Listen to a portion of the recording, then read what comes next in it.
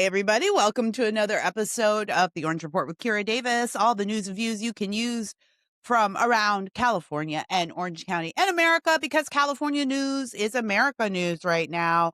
Welcome to the program, everybody. Get settled in. We go live Monday through Wednesday, and then Friday we do a wrap-up show that is really California focused, really Orange County and California focused, and that's sort of we that's more produced, and we try to get that up on YouTube, and everything is just starting out. The Kira Davis brand is really strong, and so we're just building the Orange Report brand. But you can find Orange Report everywhere. You can find it on my stuff. You can find it at Orange Report OC. Honestly, it doesn't matter where you find it. We just want you to tune in and enjoy. If you enjoy suburban housewives waxing poetic about every detail of our political landscape, then you are in the right place. Welcome. This is a grassroots show. As you can tell, we don't have a huge studio. We don't have an expensive studio, not yet, but I love to talk. That's what I do. And today I just want to say this is not newsworthy, and I know, but I get a question a lot. So I'm not wearing makeup today because I woke up with this huge zit on my lip. It's so big and painful. It's insulting at my age to get this, but I'm probably going to go register it to vote later. Like, it's got its own mind. And so I just did a quickie, but every time I do a no makeup look, I get tons of questions from ladies who are like, even my own friends sometimes will text me like, what are you doing? What do you do to your skin? And I just want to take like 2 minutes at the top of this to give you my skin care. I have no sponsors, nothing. I just get this question so much. I don't want to gatekeep anything. And I don't want people to think that this is all just perfectly natural. Number one, ladies, ring light. You know, those ring lights, do you see the influencers use? I've got one behind my computer screen here. If you're in a studio, you'd have tons, like the Friday show we do, we have more lights. And that helps a lot. It like washes out the lines and it washes out some of the discoloration. So do not underestimate the use of a good ring light. This does not help you when you're out talking to people face to face, unless you, I guess, I do have a friend actually has a ring light on her phone, and she can just hold it under her phone. And it just gives her this shadow. So I do that. And then when I want to do a no makeup look, I just make sure I'm well moisturized, ladies. Moisturize, moisturize, moisturize. I know a lot of women don't like that because they don't like the feel on their face. I don't use like store-bought moisturizer. I use jojoba oil, and I usually infuse that with some herbs, lavender or basil. Basil's an anti-inflammatory, so it keeps the wrinkles down, keeps the inflammation down, and also hydrates your face, okay? And then I just have a little bit of lip gloss on, and my favorite go-to, again, I'm not sponsored, is Rihanna, Fenty. I got all the lip colors that you like are Fenty. Okay, ladies? So it's not magic, and it's not necessarily genetics. I don't want to take anything away from my grandmothers. It's not necessarily genetics. It's really just good lighting and moisturizer. Good lighting and moisturizer. And a little bit of bronzer sometimes can help too. Bronzer's iffy for white women, I know, because it could give your face like a darker color that you don't want. So make sure that you have the right type. You can get a bronzer moisturizer, and it just, again, does the same thing as a ring light. Okay. Right. Everybody cool with that? All right, let's get to some news. I get asked so much, and I don't know why I feel so self-conscious about it, but it's like, I don't know why it is. I don't want anyone thinking that it's easy. I don't want any woman thinking poorly about herself and thinking like, I can't have this or do this. I think that's what that is. All right. Excuse me. I had to go my throat today. Hang on. Lots going on. Let's start with the billionaire tax, though. This is absolutely insane. Now, I hadn't read the tax myself yet. I honestly had hoped that it wouldn't even qualify for the ballot. It got 1.6 million signatures, and it did qualify. Excuse me. And let's see. Let's go to number 3, Scott. I'll just read this article first. This billionaire's tax. I know you've heard about it here in California. It's a wealth tax. It's a tax on California's top 200 billionaires. That's how it was pitched to us. Now, I, of course, and you, of course, know that there's no such thing as a tax that stays in the upper class. That's just a lie. So already I was against this, and I'm against every new tax in California But this one is particularly insidious. And as you can guess, it doesn't just apply to the billionaires, but you got to read, everybody. You have to read these things. Again, I haven't had the opportunity to read it, or hadn't to read it yet. But I definitely would have got there, but a lot of people got there before me. So here's the New York Post headline: Sneaky billionaire tax clause could eventually target middle-class taxpayers, business group warns. And no, absolutely not. It will. It's not a could. It's a will. It's a when. California's controversial billionaire tax could eventually hit more than just the people at the top of the financial food chain, eventually hurting the everyday Californian, according to a powerful Sacramento business group. The California Business Roundtable, which represents major employers in California, claimed in a memo obtained by the California Post that the proposed tax, which will go before voters in November after gathering more than 1.6 million signatures, could be later tweaked to go after non-billionaires. Imagine that. What are the odds? Rob Lapsley, the group's president, cites a section of the tax plan that will allow California lawmakers to amend it later with a 2/3 vote of the state assembly and Senate. 2/3, everybody. Now, we have a supermajority. And actually, that supermajority is under threat. There's actually an opportunity to break that supermajority this November. We'll see how that goes. It's not anywhere near getting, even, but it's something. As long as the changes, here's the key, here's the kicker. So the legislature can amend this, quote, as long as the change is consistent with furthers the purpose of the one time. I don't know why this is written like this. It's got to be consistent with furthering the purposes of the one-time 5% wealth tax on California's roughly 200 billionaires. While proponents say this tax only applies to billionaires, the wealth tax is carefully drafted to give the legislature far broader power to amend the 2026 billionaire tax than voters might expect, Lapsley wrote in the memo, which was circulated earlier. This means the legislature could amend any and all portions of the initiative, including the constitutional provisions, lowering the $1 billion threshold, making the tax permanent, and removing exemptions for real property and retirement accounts. Removing exemptions for real property and retirement accounts. They want to tax your retirement. They want to tax your property.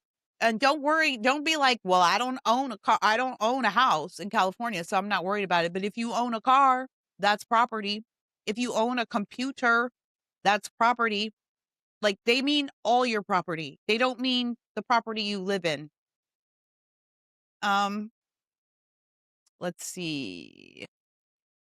Extending the tax to the middle-class taxpayers or making it permanent would be neither consistent or in furtherance of the purposes of the act. This is Democrats trying to say that it's not a problem. The purpose fundamentally is to raise funding for healthcare, education, and food assistance by imposing a narrowly applicable one-time tax that is administratively feasible and efficient to enforce against all billionaires in the state. Okay, that's enough.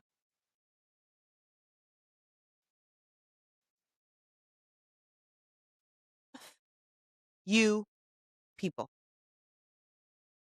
Damn you all to hell. What an insidious, gross, disgusting trick this is. From top to bottom. First of all, it's theft. No matter which way you cut it. Now, I know a lot of us we mute the evil of this. We mute the cruelty of this because it's got the word billionaire in it, and we kind of think, well, the billionaires, they deserve it. They can afford it. Who cares? Like, what's 5% of their wealth? I think even conservatives, we might not say that out loud, but it's a feeling, isn't it? It's an underpinning under all of that, well, but they can afford it. But it doesn't matter. It's theft. It's their money, and it's theft. It's theft. And they are, by the way, the billionaires in this state are supporting this. The billionaires in America are supporting America. It's the top 9%, or not even, I think the top 4% of taxpayers in this country pay 90% of the taxes. The poor people in your neighborhood aren't paying the taxes. Who do you think is paying for all this stuff? And let's talk about all this stuff. How freaking dare you ask us for more money for this? Representative pitches it as if this is like, oh, this is for healthcare and education. What healthcare? Nobody can freaking get healthcare in this state unless you're an illegal immigrant. Education, we're last in everything. And we're high, except spending, which we are the highest. Spending per pupil in California is the highest, and education outcomes are the lowest. You want more of our money to pour into that black hole? Take a long walk off a short pier. Go screw yourselves. That, my friends, is theft. And you want to know what else is theft? The hundreds of billions of dollars in fraud that has been uncovered in this state in just the last month. In just the last month. And we already know about the EDD fraud from COVID. Billions. Scott Peterson, who murdered his wife and child, he scammed the state out of billions right from his jail cell. Billions, hundreds of billions of dollars just sucked up into fraud. No oversight, no care. We haven't gotten any of that money back. Nick Shirley uncovers $187 million worth of hospice fraud in the week that he's here. Amy Reichart down in San Diego, she's covered over $70 million worth of fraud from daycares and hospice cares in San Diego County alone. We've got, I think we're up to 107 million in hospice fraud at the state level, but it's definitely more than that. And let's not even talk about what Steve Hilton is doing over there at Cal Doge with Jenny Ray LaRue, who is leading up Cal Doge. They have found hundreds of millions of fraud in the cannabis industry, in the hospice care industry, in the homeless industry. We're looking at $70 billion worth of fraud in Los Angeles City alone, not county and not California state, Los Angeles City alone. When the story of the last 10 years in California is said and done and told, we're going to be looking at $1 trillion. $1 trillion in fraud. That's your tax money. $1 trillion right now. I was watching Steve Hilton recently talk about this with his work at Cal Doge, and he said so far what they've uncovered adds up to something like $2,200 a year per California per Californian. $2,200 a year of your money going out the door to fraud, and they want more of your money to do what? To cover the money they lost in the fraud? Why don't you all go back and get that? Why don't you go get our money that we already gave you? We didn't give it to you. You stole it from us. You took it from us at the end of a gun, because if we don't pay our taxes, we go to jail. You took it but the people who steal our money don't go to jail. You took it from us, and now you want to come and get more from us? It's diabolical. There's no other word for it than evil. It is theft. It is theft. And the fact that it's not surprising to me that they tucked this language in there. It's not surprising at all, but a lot of people are surprised today. And it is disgusting to me. This is why you have to read I do the ballot guide every November that we have an election. I do the ballot guide and I explain the measures to people. You cannot go off the title. You can't. You have to read. Now, listen, caveat to that, California. If you can manage to elect Michael Gates for Attorney General, the ballots will look like they're supposed to look. The ballot measures will look like they're supposed to look, because the Attorney General has the final approval on the ballot language, and in some cases can even write or tweak the ballot language. So I think what happens is they get a submission and then they test that against the law. If we have an Attorney General who can look at this and say, you know what, you're not allowed to label this the billionaire tax because chucked in here is this thing, this clause. So you got to call it what it is, a billionaire and middle class tax. If we elect a Michael Gates, well, we have to elect the Michael Gates. There's no other one on the ballot. Then we can change this. But right now you have to read, and you always have to read, because they stick the details in there where they know you're not going to read. They know you're not curious. They're just going to put a nice name on it, like the Safe Schools and Neighborhood Act, which is Prop 47, right? 36, whatever was the one There's so many props floating around in my head every year. Um, but the crime bill that opened our prisons and made crime in this state skyrocket. They sold it as the safe schools and neighborhood. The word schools is not in the bill anywhere, and the word neighborhood is not in there anywhere. And it was a bill to reduce sentencing. Literally the opposite of safe schools and neighborhoods. So in California, they do you dirty here. That's how we got that gas tax passed. We didn't want it. Californians did not want it. Californians in droves went to the ballot box to vote it down, but they didn't know that their yes meant no and their no meant yes. That was a dirty trick that Sacramento played. So you have to pay attention to this kind of stuff. Let's let our friend Ramin talk about this a little bit more. He did a great video. I love this guy. I follow him on X. I think he's got a bigger following on Instagram and TikTok. So maybe go find him over there if those are your platforms. He's great on California news. Did a great interview with Michael Gates recently, actually. This is number 2, Scott. Pull him up. And he will break this down a little bit more, but he'll break down the language, show you where the language is. This is not just us making things up or us, drawing conclusions. That's not it, right? Like interpreting. We're not making any interpretations here. You're going to see when he reads this to you. Go ahead and play this. They called it a billionaire tax. I called it a trap. Here's the receipts. Page 26. Section 50310. I'm reading this word for word from the actual bill. The legislature may amend the 2026 Billionaire Tax Act by roll call vote if the statute furthers the purposes of the act. Translation: you vote yes in November thinking you're taxing 200 billionaires. After that, they can threshold, make it annual, make it permanent, drop it from $1 billion to whatever they need. No ballot measure, no special elections, no asking you again, ever. You handed them the keys. Same thing they did with AB 130.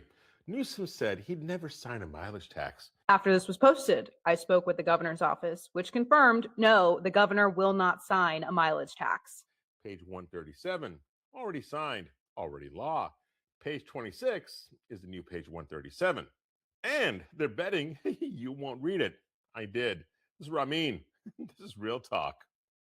It was buffering a little bit, but you get the point. So they buried this further. They buried this way in page 140.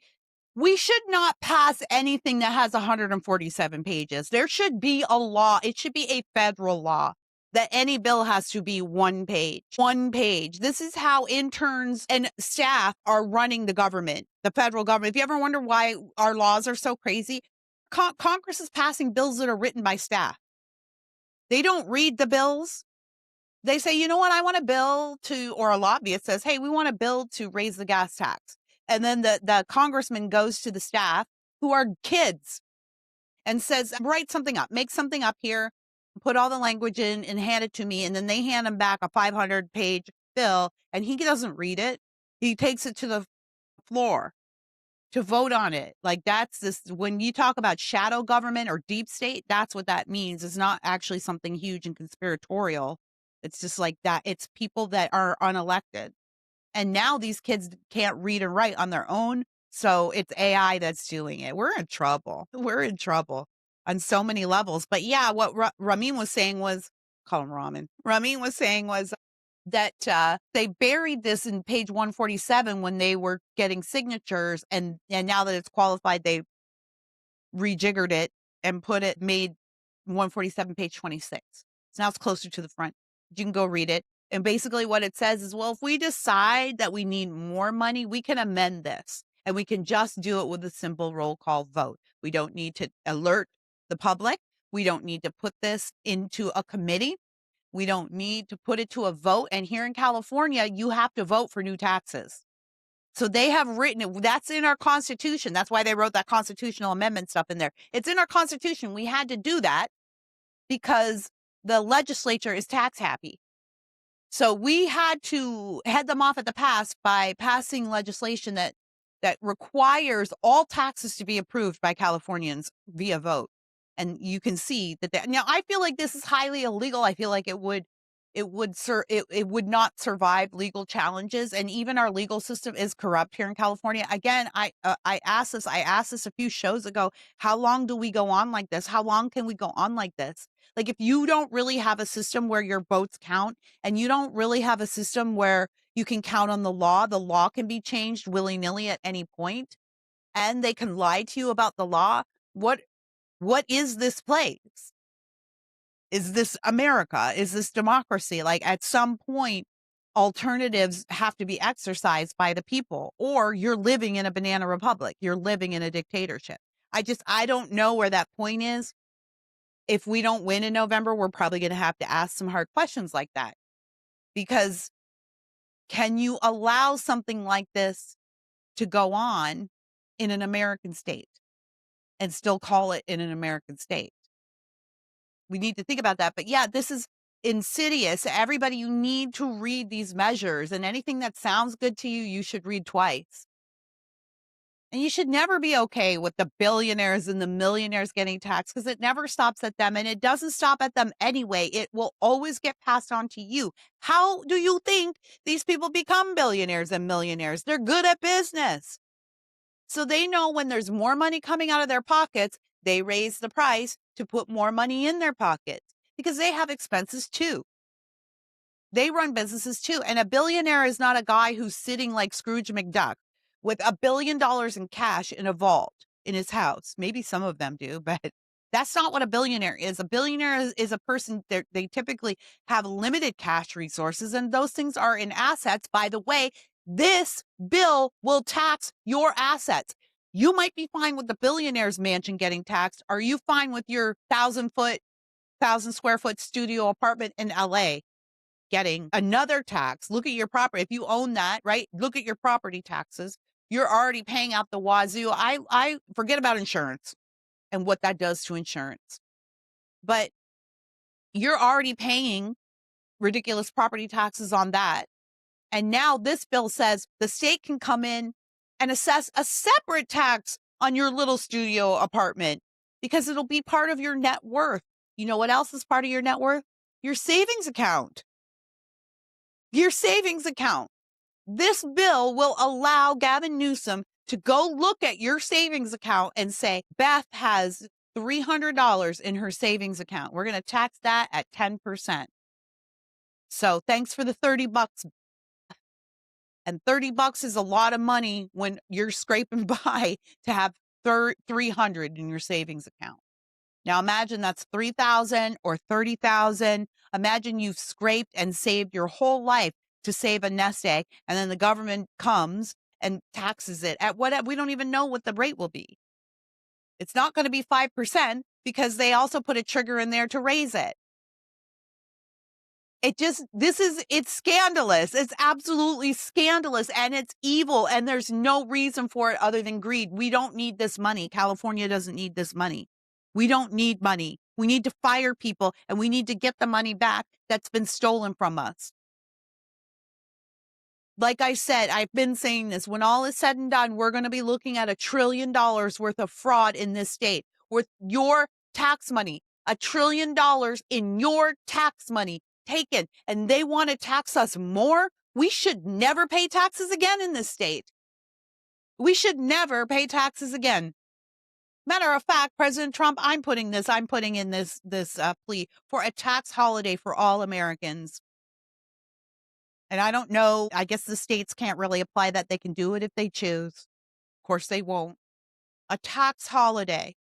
People, if I'm ever your governor, you'll get a tax holiday. I'm not running for governor, but in my dreams, if I ever poof, God just puts me in there, I promise I will give you a tax holiday. And I know a lot of you are going, well, how are we going to pay for the whatever and the whatever? First of all, there's a lot of stuff we shouldn't be paying for. You know, if I was the governor of, I think I'd have to be more than governor to do all this stuff. I'd probably have to be queen. So when I'm the queen of California, what I will do is cut.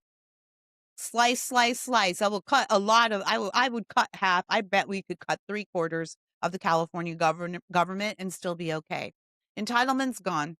You take care of your own community members, and you'll be able to do that if you have more tax dollars in your pocket. NGOs gone. We'll be done with that. Again, you take care of your own community. If your city wants to launch a program to do that, they can do that. But really, that should be what it used to be. It used to be the purview of charities. You know why the government took over drug treatment and all that stuff besides the money grab? Because charities have standards. Charities require participation, right, in your own recovery. And the left doesn't like accountability and responsibility. And so when you put it in the hands of the government, then those people don't have to be accountable or responsible. You do, the accountable and the responsible. So I would do that. I will cut that. So we wouldn't have as many expenses, first of all. But then, Kira, how do you get the income? What about the income? Well, that's all sales tax. That's what it should be. We didn't always have an income tax in this country. We shouldn't. It's unconstitutional. I cannot believe we have it. And I cannot believe people are just so quiet about it. This is another reason why civics training matters in school. We shouldn't have an income tax. You don't need an income tax. Our founding fathers didn't think you needed one. You have a sales tax. It's a consumption tax. So what you buy, then what you're spending from your prosperity, then that is taxed. And it's taxed. That's an even rate of tax, right? Then you don't have to worry about your tax brackets because you buy what you can afford to buy. And then that's how you get taxed. So if you are rich enough to buy a yacht, then you're paying the taxes on the sales tax on a huge piece of property, millions and millions of dollars. And if you only have enough income to buy a soda, then you're paying the same rate of taxes on that soda. That is justice. That is fair. That is equality. That's how we would pay for everything. And then you can pay for everything when you're not paying everybody else to do every other freaking thing, like get a boob job if you're a homeless transgender person in San Francisco. Crazy person here, people. Watch out for this billionaire's tax. I'm begging you to read. This is we're in our primary season right now, so we don't have any of these measures on the ballot. It's just, you're just voting for the politicians to go through. But when it comes time for November, I will release that voter guide. But I do want to talk about this voter guide. We got the primary election guide. Californians are so used to how it looks, we overlook it. And I don't want us to overlook it. All right. I want us to see what's in here. Again, this is the voter guide that lists your candidates and it's sent out by region, right? So I get the candidates, I get all the state candidates, and of course the Congress, local offices that apply to my area. So you'll get your own specified voter guide for that. But all of the voter guides have language voter assistance, a full page dedicated to how you can vote if you don't speak English in California. I can't even read it to you because it's not in English. Well, it starts by saying state law required language assistance information. Anggan salan na representang baloda sa Farsi, Hmong, Indonesian, Hapon, Khmer, Nepali, Punjabi, something, lots of stuff. Okay. Chinese, Korean, Espanol, Vietnamese, Farsi, Hmong, Nepali, Tagalog. These are the languages. These are the languages. You can request voter assistance information in these languages. Also, voters will be, this part's in English. Thank you. These voters will also be able to receive language assistance through video conferencing at all vote centers.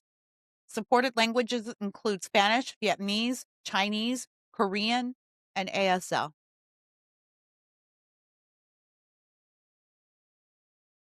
It's a crime. The official language of the United States is English. The official language is English. That means, of all things, our government services should only be in English. And if you can't understand English, you cannot participate in the government services, or you have to go find someone on your own to help you. What shouldn't be happening is the taxpayers shouldn't be making it as easy as possible for someone who, if you don't understand the language, then you sure as hell don't understand the system of government you're voting for. This should be illegal. I think it is illegal. Does anyone want to sue? This should be illegal. Why in the hell would we print ballots in Chinese? Unless we want the Chinese to vote. Don't give me, oh, Kira, some immigrants. All right, if you're an immigrant, assimilate. And if you're not going to assimilate, get the hell out. What you shouldn't be doing is voting. We should not be allowing this. And then you can ask for a video conference too. Again, on the taxpayer dime. When I'm Queen of California, that will not happen. If you can't speak English, then get out. If you can't speak English and you need help to vote, you can't vote because you don't know what's going on. If you don't speak English, you don't understand the American system of government. You cannot vote. That should be a no-brainer. And ultimately, it shouldn't happen anyway, because you're supposed to be able to understand, read, and write English when you get your citizenship. That's ostensibly, that is a part of the process. My friend Roxanne Hogue, who is the chairwoman of the LA GOP, responded to me on X today. I was complaining about this, and she said, yeah, well, when she's Jamaican, formerly, now she's American, and for many, many decades now. But she said, when I took my citizenship test in the next room, because it's just little cubicles, in the next room, they were asking the lady if she could read or write English, and she said she couldn't read or write English, and they had to bring in an interpreter for her to take the citizenship test. But the law does say you're supposed to be able to read and write English to take it. So ostensibly we would be stopping that at the immigration level. So don't give me the, well, it's the immigrants, Kira, the poor immigrants. No, if we were doing this right, the immigrants that we have would be able to speak English and they would know what our system of government is. So already they're coming to us in an illegal state. And then they come and vote, and we're supposed to give them help to vote for, and they don't know what they're voting for. They don't understand our system of government. So what do you think a Chinese person fresh off the boat votes for when they walk into a voting booth 3 weeks after they get here and they get everything in Chinese? What do you think they're voting for? Are they voting for capitalism? Are they voting for liberty? Are they voting for constitutional values? We're in so much trouble. This goes so deep. It's so much deeper than just like voter fraud. Every aspect of the system is corrupt. Again, I ask you, at what point are we no longer an American state? Like, can the federal government tolerate a California? Can the federal government tolerate the way a California acts? Or does the federal government have to act at some point in preservation of the union? It's very serious. It's very serious. Oh, and also I was going through the vote center locations, and if you can't get to a vote center location, which are open for a month and literally everywhere, libraries, restaurants, parking lots, stores, movie theaters, you can go find a pop-up voting location. Pop-up centers are open May 24th or June 1st, like a little influencer fashion pop-up. Come get your cake pops pop-up. We have pop-up voter centers. What's the chain of custody for a pop-up voter center that pops up in your mall? Where are some of the locations here so far that they have? Leisure World in Seal Beach in May. Sweet Shade Ability Center. That sounds like physical therapy or old folks home. The Braille Institute in Anaheim. And the Career Comunidad y Familia. Whatever that is. Some kind of Hispanic community center where people don't speak English. I'm disgusted. I'm running out of things to say, and I know a lot of you out here are looking at me going, well, Kira, why don't you just move? Well, duh, why don't you just move? Like, why doesn't anyone just move? Like, it's so easy to just pick up your whole life and move with no job and give me a break. Stop that. Second of all, you better hope that people like me stay here. I'm the last line of defense between you and President Newsom. You better hope. People like me are here ringing the alarm bell. You wouldn't know about that billionaire's tax. You, whoever out there who didn't know about it, you wouldn't know about it before if I hadn't talked about it, right? I'm only talking about it because I'm here and it's going to affect me, right? You better hope people like me stay, California doesn't stay here. The proof is in the pudding. Where's Gavin? Not here. Not here. He's still the governor of the state, but he's not here. He's in Washington, D.C., sizing up the drapes for the White House. And I know he's just kicking himself that he wasn't invited to that White House Correspondents' Dinner. He wanted that invite so bad. That's what he was angling for. Just like he was in Davos, angling for an invite to the round tables there, trying to get into the parties. But the thing is, nobody likes Gavin. People don't like Gavin. People who don't know Gavin like him, right? Young girls and young gay men, people who aren't ever in his orbit. That's why he likes to travel party to party. But he's like Maxine Waters, another Californian transplant. You're welcome, America.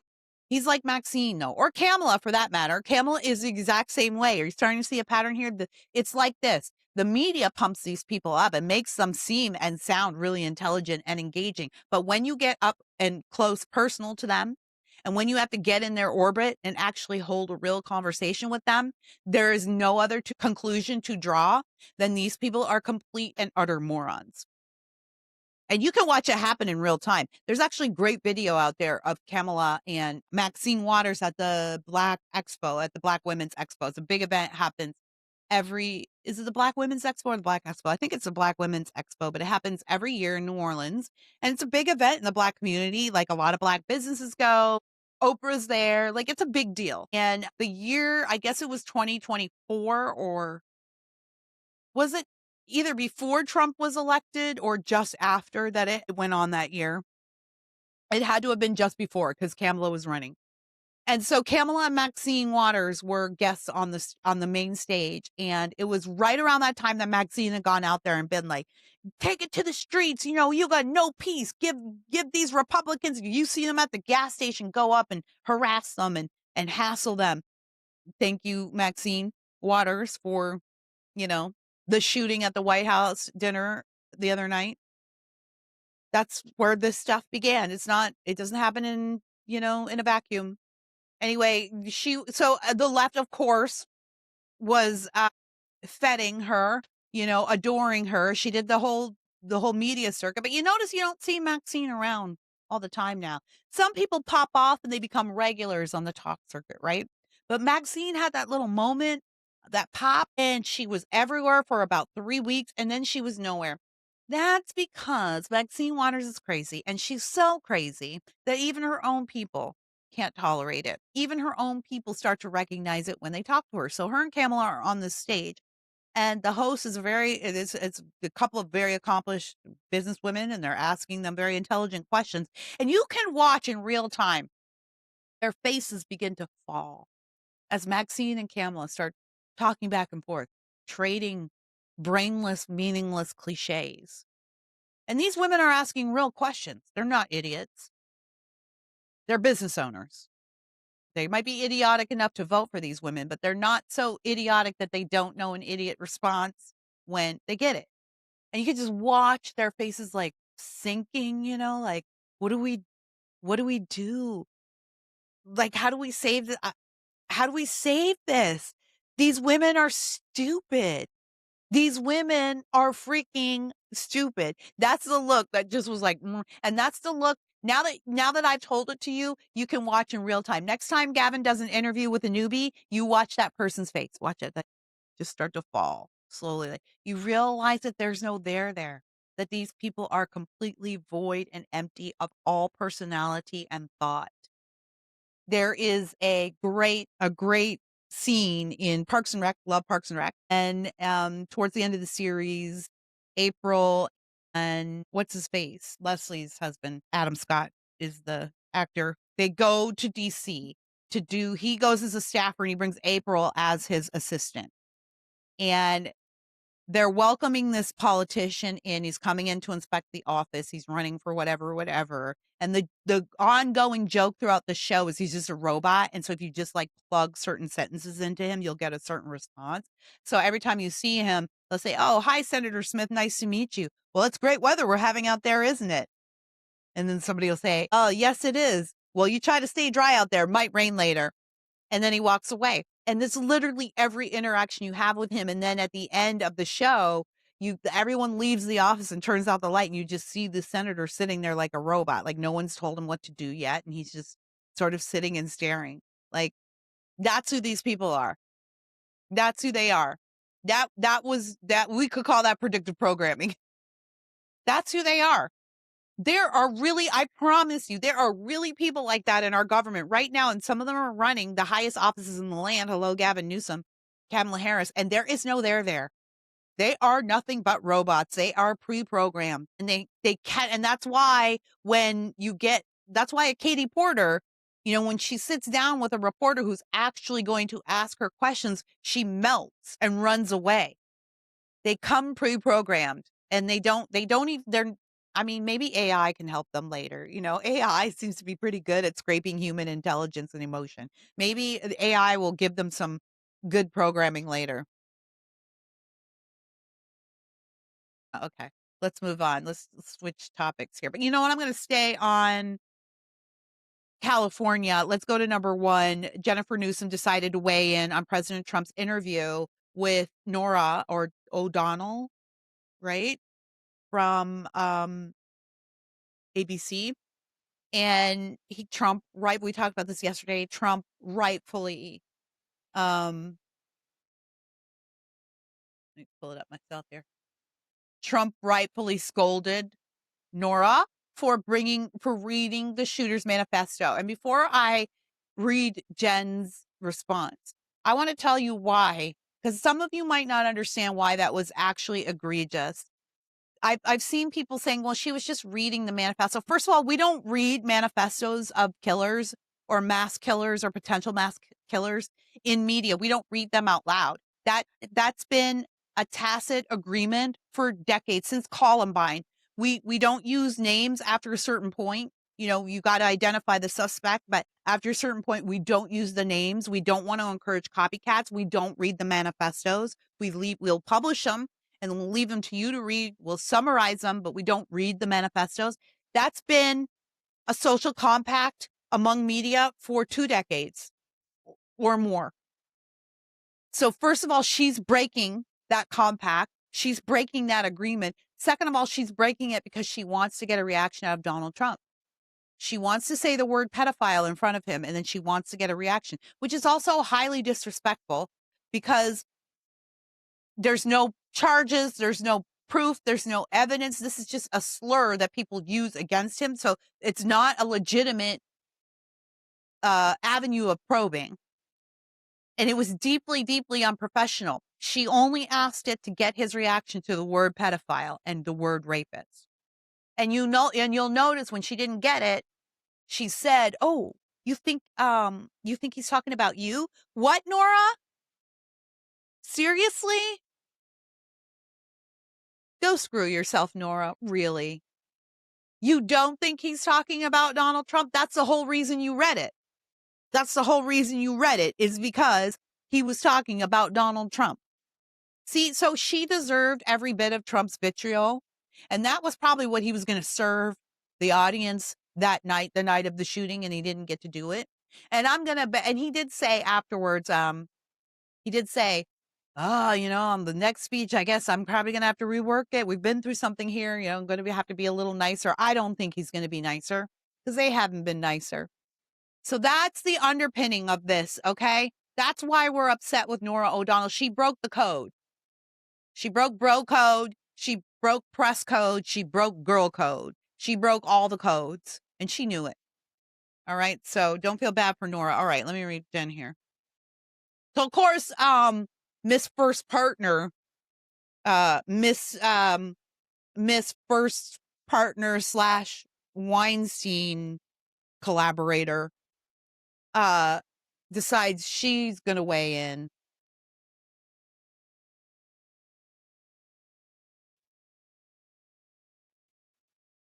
This woman. My family and I watched the 60 Minutes interview with Donald Trump and Nora O'Donnell last night, and we were shocked. Seeing a president speak to a woman journalist with that level of contempt and a clear allergy to facts is disturbing, though at this point, not unexpected given his pattern of behavior. I'm dying to get to the day when we get to hear Jen Newsom talk about her husband's pattern of behavior with women. You're never going to mention that, are you, Jen? We know, and you know. And that's what makes this so egregious. Also, what she says he's allergic to facts. What facts? What facts? What facts was Nora O'Donnell presenting, Jennifer? See, I think if you want to be the first partner of America, you're never, pro tip, you're never going to be the first partner.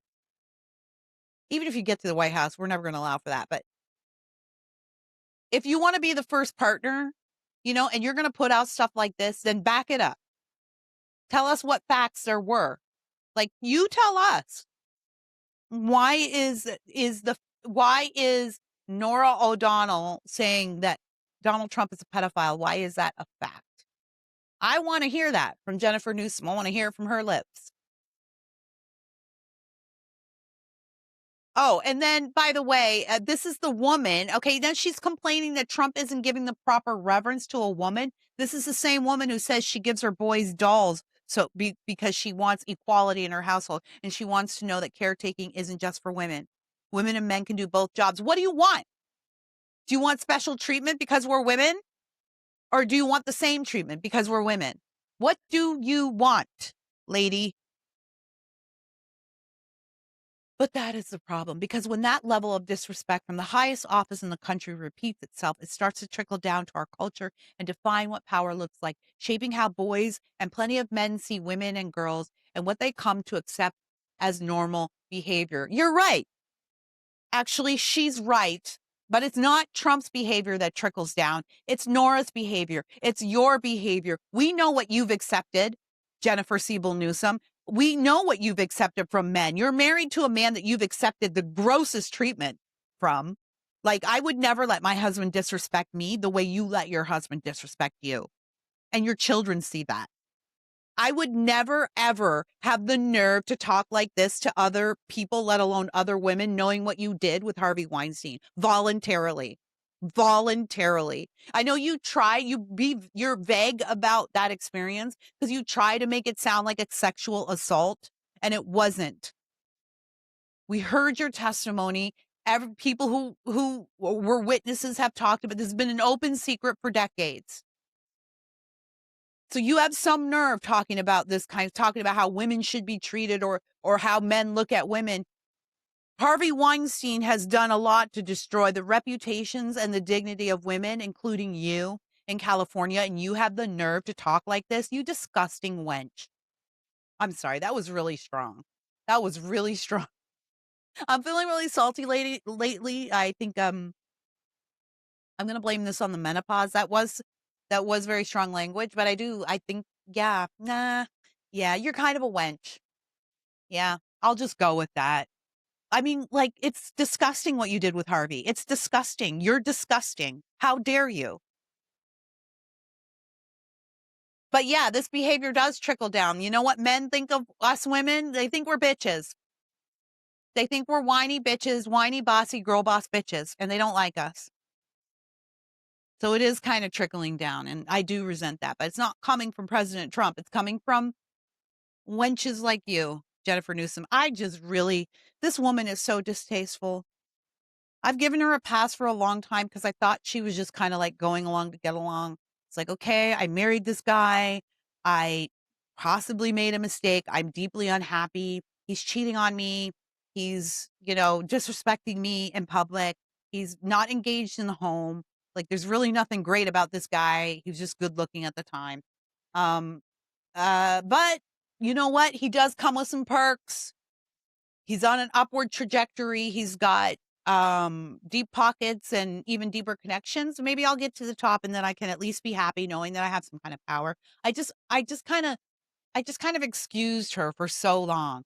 But my friends in the industry were telling me this for a long time, that she's actually a vile woman and a vile person. And I just didn't believe it because I never want to believe the worst in people. But I believe it now. And the idea of Gavin going to the White House is almost, but not as quite as distasteful as the idea of his wife getting to the White House. His wife is actually a problem for women, and she makes us all look bad. So, Jen, what do you want? Do you want to be treated equally? Do you want women to be treated like men, or do you want women to be treated like women with the reverence? Because that's what I want, right? That's what I say. You hold doors open for women. You can take this off now, Scott. Thank you. You speak softly to women. You exhibit patience with women. You recognize women as the weaker sex and you treat them accordingly. That's what we conservatives want. And when we tell you that's what we expect for women, you call us a misogynist living in the Stone Age. But here you want that special treatment for Nora. You can't have it both ways. Nora can be one of the guys or she can be one of the girls. But guess what? The girls don't want her, Nora. Yeah, we don't want you, Nora. You're not a girl's girl for sure. For sure. All right, we're wrapping the show up, but before we go, I want to close out with this amazing number 6, Scott. This amazing about 2.5 minutes. I don't know, it's not a grill, I guess a grilling by Congressman Brandon Gill. Excuse me, we love Brandon Gill. He's part of the D'Souza family now. He's married to Dinesh D'Souza's daughter. And you can see why that family embraced him, because this guy is a spitfire. He knows how to make an argument. And for too long, these hearings are show trials. They carry no bite. All they are for is to expose. By the way, I think that is fine. That is a perfectly reasonable thing to do in Washington, D.C., because sometimes that's all Congress can do is shame and expose. Hopefully what you want is like some kind of law, like legal action to follow. But they're running hearings on abortion and access to abortion clinics. And what this means with the FACE Act, it's all very convoluted. As you guys know, I think abortion should be abolished in all forms. We should not be talking about this at all. When I'm elected Queen of California, I will abolish abortion, because it is just, God cannot bless us as long as he cannot unleash the full blessings of the kingdom if we are killing babies in this country. So that's how I feel.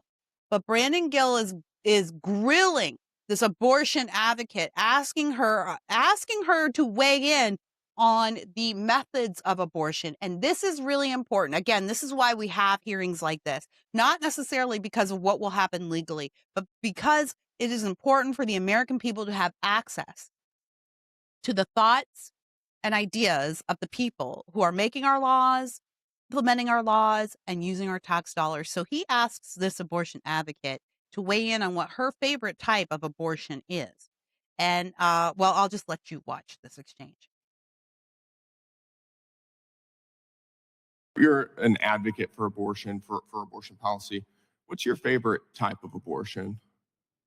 I am an advocate for patients having access to the full realm of reproductive health care. But do you have a preferred method of abortion that you like? I do not. Let me read through a couple different methods, and I want to get your take on how much you like these. The first type is called a suction abortion. This is when the cervix is dilated and a strong suction, 29 times the power of a household vacuum cleaner, tears the baby's body apart and sucks it through the hose into a container. Do you prefer that method? I stand by my former testimony. Look at her That face. sounds kind of gross. Look at, doesn't she's it? so icky. Sounds She's pretty so gruesome. icked out. It's gruesome. Yeah. Do you agree? It does to me. I stand by how I answered your question fully. She can't and defend accurately. it. Okay, what about this one?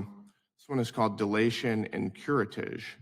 After dilation of the cervix, a sharp looped knife is inserted into the uterus. The baby's body is cut into pieces and extracted, often by suction.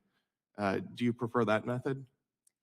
What I believe we are here to talk about today is the FACE Act. We are not here to No, talk about I'm asking the you, you're legality a of pro-abortion abortion. advocate. I'm asking if you prefer the access to dilation and curettage method. I am a access to reproductive health care advocate. You She don't- can't you even don't keep wanna her talk eyes about open. It's abortion so itself. horrific. Why is that? I would prefer to talk about the reason that the committee called the hearing. Is it which because the it's freedom of uncomfortable to talk access. about? Would prefer It should to. be uncomfortable. I would prefer, if you would let me finish my statement, to talk about the Freedom of Access to Clinic Entrances Act, which is We're what I talking was about asked to come what that here to talk access about. gets. How about this one? It's called dilation and evacuation. Forceps are inserted into the uterus, grabbing and twisting the baby's body to dismember him or her. If the head is too large, it must be crushed in order to remove it. Do you prefer that method? I would prefer to talk about the reason the hearing was called and the basis of my expert testimony. It's uncomfortable to hear this, isn't it? It is. I think it is, because it's barbaric and evil. How about this one? It's called the saline injection. It's when a 20% salt solution is injected through the mother's abdomen into the baby's amniotic fluid. The baby's skin is burned off. The baby ingests the solution and dies of salt poisoning, dehydration, and hemorrhaging of the brain. Do you prefer that method? I would prefer to talk about the subject of the hearing. This is the subject of the hearing. This is about protests outside of abortion clinics. I'm asking you about abortion. I stand by my prior testimony. Okay. I wouldn't want to talk about this either if I were you, because it is barbaric and evil.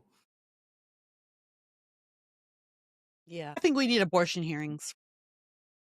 I think we need to call every one of these people up, presidents of Planned Parenthoods and all of these abortion doctors, and we need to do what Brandon Gill just did. We should have a hearing on abortions, and we should make these people explain to us what they like about the process. And they should have to explain the process, because this is what I always told my kids growing up. The world's going to ask you to have opinions on abortion, and they may not line up with mine, but you should at least know what you're talking about when you say the word abortion. And we just say the word abortion like it doesn't mean anything. But it's a process. It's a medical procedure. It's not a medical procedure. It's a murderous procedure. A medical procedure would help somebody. They should have to say these things out loud in front of the American people, because this is why I follow the abolitionists, and they go out there with the signs, with the pictures. I know people are like, the pictures are mean, but the pictures are what it is. And I'm saying people don't know what it is. It's so easy to think of a baby as just sort of a concept. And unless yesterday was my son's birthday. And I was thinking about how 24 years ago to that day, I was giving birth, and it was the most painful experience I've ever been through. But I was thinking about how even 9 months prior to that, when I had just found out I was pregnant, how I felt like a mother the moment I found out. And you are so aware of your body being shared with another person. It's not a secret. And I don't believe women who say, I didn't know what I was doing. I don't believe it, because when you know, and your whole body feels it, and your whole body reacts to it. You swell, your hips change. Immediately this stuff starts happening. Immediately your body begins preparing you to deliver this person. So if you've ever been pregnant, you know that's a person in there, and you know that this living thing is connected to your living being. It's so vile. It's so evil. There can be no excuse for it. None. And we have to make these. That woman couldn't even keep her eyes open when she was trying to escape. And she just, and that's a telltale. That's body language, folks. What that's saying is, I'm horrified and I have to close my eyes at the sight of this horror. When you see someone talking to you and they do that, that means they're having trouble with the thing they're saying. So if I say I went to downtown Los Angeles and I saw so much crap on those streets, it's horrible. She couldn't even keep her eyes open. We should make these people explain it, and we should do it just like Brandon did it. They should have to explain what they like about it, what's good about the procedure, and what's effective about it. And that's what I was saying yesterday in the show. All we want, Democrats, the left wing, all we want is to be able to talk about your ideas openly and honestly in the public square. And we want them explained for what they are. And then you defend them. And that's how you have a democracy. That's how you have a republic. But right now, see, Democrats can't do that. Everything they do is lies, because none of their ideas are good. Everything they do is a lie, because none of their ideas are good. And abortion is the biggest lie of all. And God cannot prosper us, not the way we're supposed to prosper. How could he? Why would he? As long as we are sanctioning the murder of innocent babies, as long as we are sanctioning what Brandon described there, how could he and still be God? We have to do something about the sin of abortion. It might not be this moment now. Maybe some steps have to happen to get there. But I want you to know I'm fully on board for eliminating the sin of abortion. And when I'm Queen of California, I'll do it for you. Okay. All right. I guess we'll close the show out. Thanks so much. And we'll be back tomorrow live at 11 a.m. Pacific. And I'll talk some more. Maybe I'll try to get a guest. I don't know. Sometimes I have a guest I'm trying to connect with forever, talking about some local developments that I think, and you know what? I think it'll be interesting for the national audience too, because this stuff is happening all over. And I think you're going to need a formula for how to deal with the data centers that are coming your way, with the 15-minute city developments that are coming your way. It's all, if you live anywhere near an urban area, all of that is coming to you. And AI data centers that's even a tougher thing, because that's getting put out in the rural areas, and the rural people are small in number. So I think it's going to be good to highlight some of these people and what they're doing, and just so you'll have a template for where you live, because this battle is going to be one county, one town, one region at a time. And I'm also filling in for Dr. Drew tomorrow on Ask Dr. Drew Live, and I'm really excited about that. Love Dr. Drew. And you can follow me at Kira Davis here on X. We broadcast live to X and Facebook, and we broadcast on the Orange Report as well. Orange Report OC everywhere. All right. Well, thanks for tuning in, guys. I'll see you guys tomorrow. And don't forget that sunlight is the best disinfectant. So bring on the sunshine and go shine bright.